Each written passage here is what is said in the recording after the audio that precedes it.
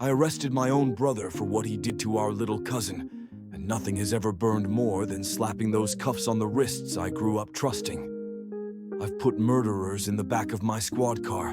I've walked drug dealers off corners. I've wrestled men twice my size to the ground, but nothing prepared me for that moment. Looking into his eyes, knowing blood meant nothing against the oath I'd sworn. I'm a cop in a town where last names carry weight. People know your family, your history, your failures. My brother, Caleb, was always the golden one. He had charm I didn't, an easy smile, the kind of charisma that made teachers overlook trouble and neighbors forgive mistakes. I was the serious one, the straight arrow, the one who followed the rules. We balanced each other, or so I thought. But that balance shattered the night our cousin Anna came forward. Anna was 16. She walked into the station pale as chalk, clutching her hoodie like it was armor. She asked to speak privately, and when she sat across from me, her voice cracked as she told me Caleb had cornered her after a family barbecue. At first I didn't believe it. I couldn't. Caleb was reckless, sure, but this... My brain screamed no while my training forced me to keep my face still, my pen moving. She described everything. The touch, the threats, the shame. Tears smeared her mascara until she looked like she was bleeding black. By the time she finished, I wanted to vomit. I begged the universe for her to be lying, for her to be mistaken. But the bruises she showed me said otherwise.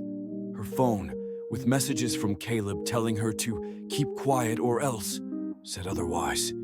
My oath said otherwise. The arrest warrant was mine to execute. I drove to Caleb's place, lights off, uniform heavy on my shoulders.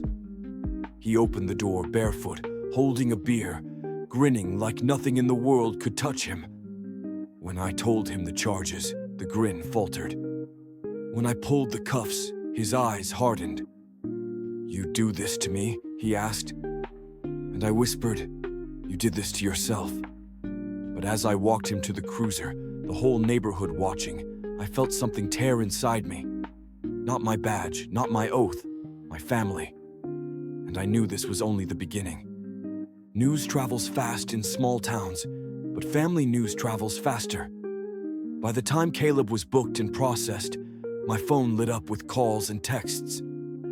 Mom's number popped up first, then Dad's, then an uncle who never called me for anything.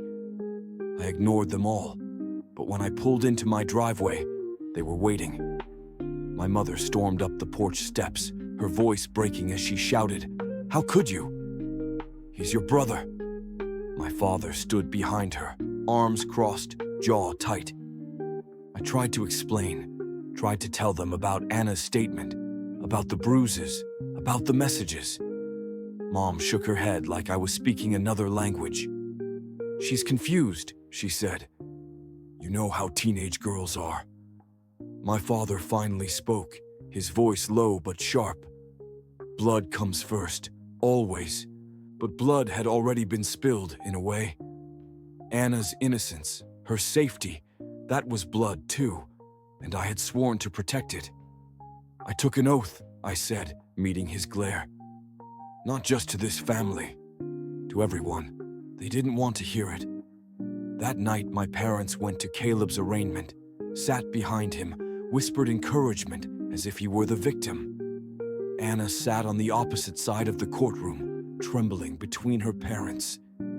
I sat with her, my badge heavy on my chest, my family glaring holes through me. At the next family gathering, a half-hearted attempt at normalcy, the lines were drawn. Aunts and uncles avoided me. Cousins whispered behind their hands. Someone muttered the word traitor loud enough for me to hear. Anna wouldn't come, of course. Her absence was louder than their whispers.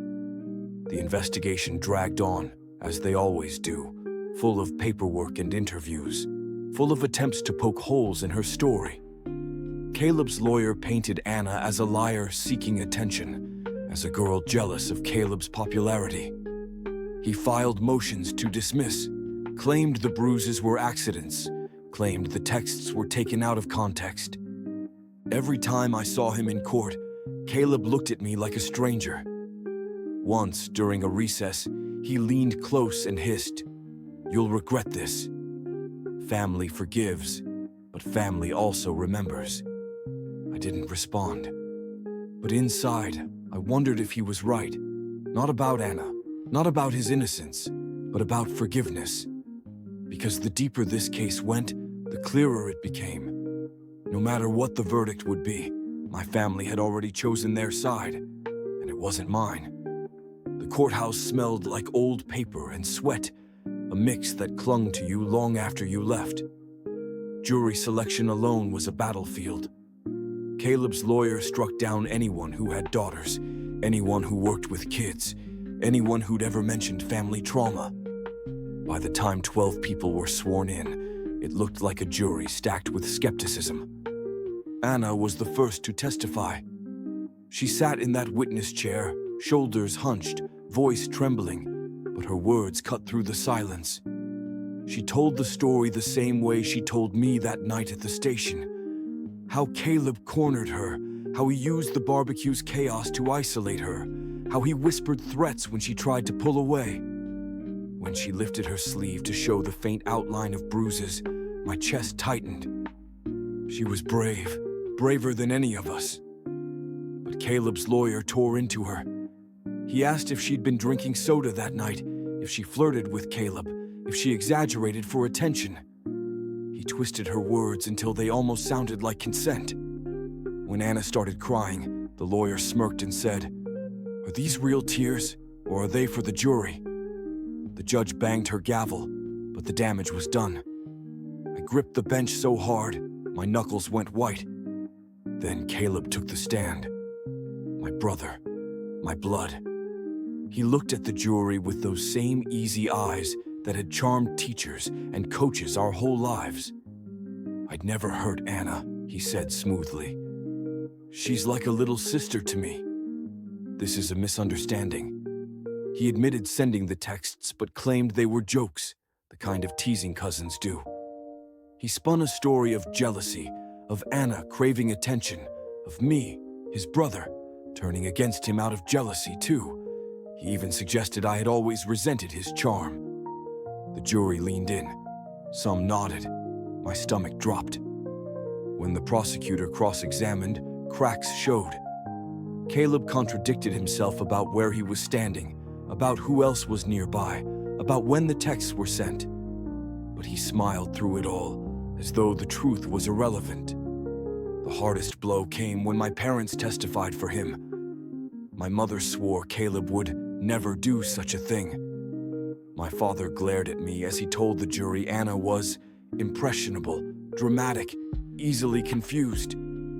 Their words sliced me deeper than any defense attorney could. To them, Caleb was still the golden boy. To them, Anna was disposable. The trial stretched on for days, every witness tugging the rope tighter, every argument pulling me apart. When closing arguments came, Caleb's lawyer turned to the jury and said, "This case isn't about facts. It's about a family tearing itself apart. Don't let gossip and bitterness destroy an innocent man." The prosecutor countered with Anna's bruises, the messages, the courage it took for a teenager to face her abuser in open court. She ended with one line that echoed in me long after. "This isn't about family. It's about justice, and justice doesn't play favorites." The jury left. I sat there, torn between the badge on my chest and the blood in my veins, knowing whichever way they ruled, I had already lost something I couldn't get back. When the jury filed back in, the air felt brittle. The foreman stood, paper in hand, voice steady. "We find the defendant guilty." Anna gasped. My mother sobbed. Caleb turned toward me, eyes wide, as if I'd been the one to swing the gavel. My father shook his head, muttering, "Unbelievable." The judge sentenced Caleb to 8 years, not nearly enough, but enough to strip him of freedom, of that easy smile. After court, Anna hugged me so tightly, I thought my ribs would break. "Thank you," she whispered. Her parents thanked me too, tears in their eyes. But when I turned, my own parents walked past without a word. My mother wouldn't meet my gaze. My father stopped just long enough to spit one sentence through his teeth.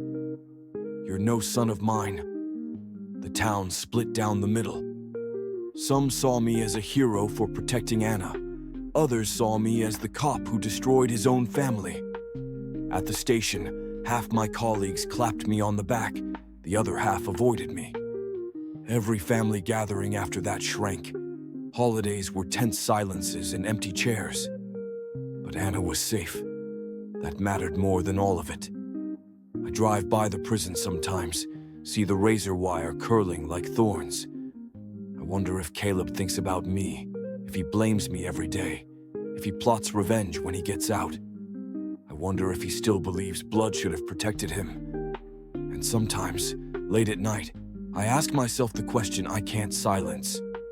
Did I betray my brother, or did I finally stop betraying my oath? The truth is both. I arrested my own brother for what he did to our cousin, and it cost me my family. But justice doesn't play favorites, not even for blood.